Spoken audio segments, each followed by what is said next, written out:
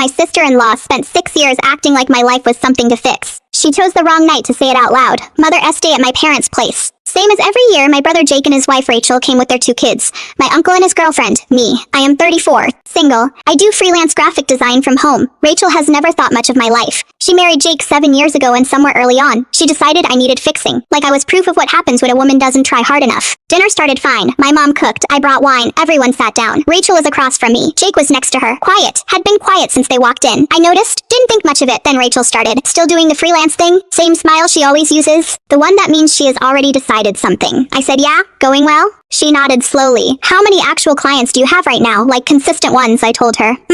She picked up her fork. And you're still in that same apartment? The small one near downtown? My mom glanced at me. I said yes. I just think it is interesting. 4 years of this and nothing's really moved, you know? Like you've just kind of given up and you don't even see it. I said I was happy where I was. See, that is the thing. She leaned back. You call it a choice. I think you're just scared. There is a difference. Nobody said anything. Like I have actual things going on. A husband, kids, a house, people who need me, you know? She shrugged. And you are 34. It is Mother-S Day. You are at your parents' table alone. Like, what are you waiting for? My dad cleared his throat. Rachel kept going. She looked around the table. Mom, you worry about her too, right?